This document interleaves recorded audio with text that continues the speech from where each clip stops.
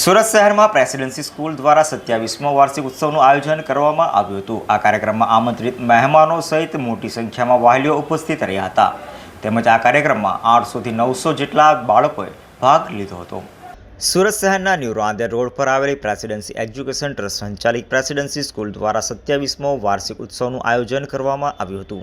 આલાજન Sanjeev Kumar auditorium hall ખાતે આ સમગ્ર કાર્યક્રમનું આયોજન કરવામાં આવ્યું હતું। આ કાર્યક્રમમાં મુખ્ય મહેમાન તરીકે જીસીઈઆરટી પૂર્વ સચિવ ડોક્ટર કે.આર. જાંજુકિયા અને ટ્રાફિક વિભાગના પીઆઈ જે.સી. જાદવ પણ ઉપસ્થિત રહ્યા હતા। ટ્રસ્ટી નટુભાઈ કારિયાએ જણાવ્યું હતું કે પ્રેસિડેન્સી સ્કૂલ દ્વારા 27મો વાર્ષિક ઉત્સવનું આયોજન કરવામાં આવ્યું છે, જેમાં 800 થી 900 જેટલા બાળકોએ ભાગ લીધો છે। આ કાર્યક્રમની અંદર મુખ્ય મહેમાન તરીકે જેસીઈઆરટી પૂર્વ સચિવ ડોક્ટર કે.આર. જાંજુકિયા ઉપસ્થિત રહ્યા હતા। ટ્રાફિક વિભાગના પીઆઈ જે.સી. જાદવ પણ ઉપસ્થિત રહ્યા હતા। તેઓએ બાળકોને સુંદર મેસેજ આપ્યો છે અને સાથે વાલીઓ માટે 15 તારીખથી હેલ્મેટ જરૂરી પહેરવા અપીલ કરી હતી। આજે બાળકોએ નમસ્તે ગુજરાત કાર્યક્રમ રજૂ કર્યો હતો અને શુક્રવારે શ્રી કૃષ્ણ વંદે જગતગુરુ કાર્યક્રમ રજૂ થશે। નમસ્કાર, Natubhai Kariya, trustee Presidency school.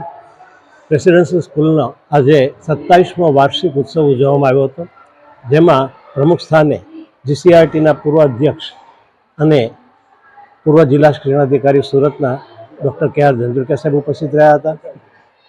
સાથે ટ્રાફિક બ્રાન્ચના પીઆઈ જે.સી. જાદવ સાહેબ ઉપસ્થિત રહ્યા હતા।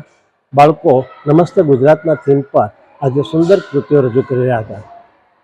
શાળાના લગભગ આજે 800 થી 900 બાળકોએ આ પ્રવૃત્તિમાં ભાગ લીધો છે। વાલીઓ સાથે ચિક્કાર હોલની અંદર આ કાર્યક્રમ યોજવામાં આવ્યો હતો।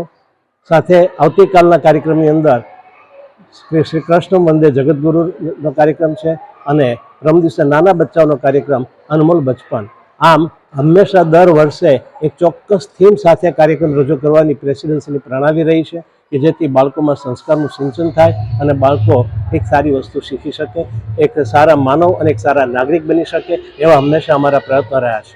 આળાજનની પ્રેસિડેન્સી સ્કૂલ દ્વારા યોજાયેલ વાર્ષિક ઉત્સવમાં વિદ્યાર્થીઓએ ઉત્સાહભેર ઉજવણી કરી હતી। Bureau report G24 news.